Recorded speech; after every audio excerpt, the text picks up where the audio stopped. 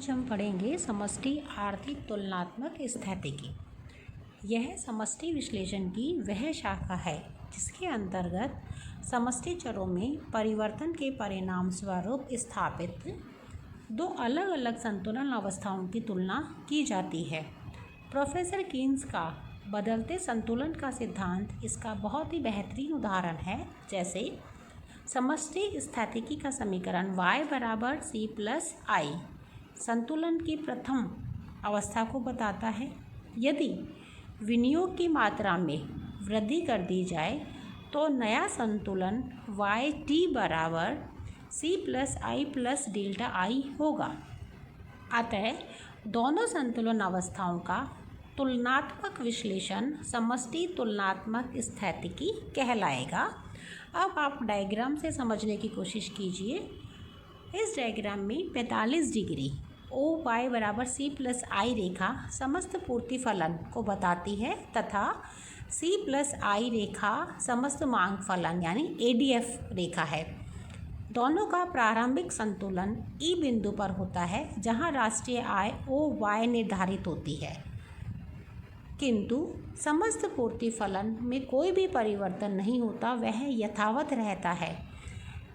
अब यदि समस्त मांग फलन में वृद्धि की जाती है, विनियोगों में वृद्धि के कारण विनियोग में डेल्टा आई जब वृद्धि की जाती है तो नया मांग फलन C plus I plus delta I हो जाता है। परिणाम स्वरूप नया संतुलन E1 बिंदु पर स्थापित होगा जहां पर पहले वाला पूर्ति फलन और नया वाला मांग फलन दोनों एक दूसरे को E1 बिंदु पर काटते हैं और यहां पर राष्ट्रीय आय OYT निर्धारित होती है। इन दो संतुलन अवस्थाओं E तथा E1 इन दो संतुलन अवस्थाओं का अध्ययन ही अपने आप में तुलनात्मक विश्लेषण कहलाता है। एक बार पुनः इसको समझ लीजिए। C प्लस आई प्रारंभिक मांग फलन है, y बराबर C प्लस आई समस्त पूर्ति फलन है। दोनों एक दूसरे को E बिंदु पर काटते हैं जहां राष्ट्रीय आय OY निर्धारित होती है।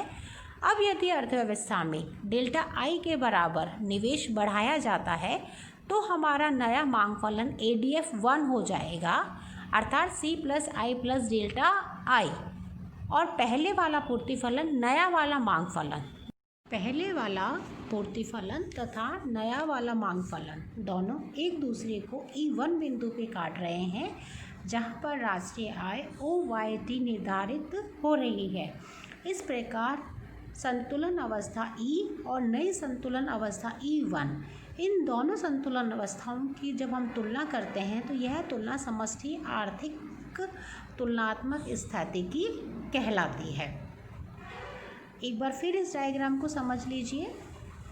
ADF पहले वाला मांग वक्र है, ASF समस्त पूर्ति फलन है।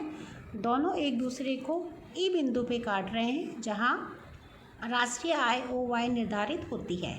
अब यदि अर्थव्यवस्था में डेल्टा आई के बराबर निवेश बढ़ाया जाता है तो समस्त मांग फलन ADF से बढ़कर ADF 1 हो जाएगा तथा पहले वाला पूर्ति फलन और नया वाला मांग फलन दोनों एक दूसरे को E1 बिंदु पे काट रहे हैं जहां पर राष्ट्रीय आय OYT निर्धारित होती है।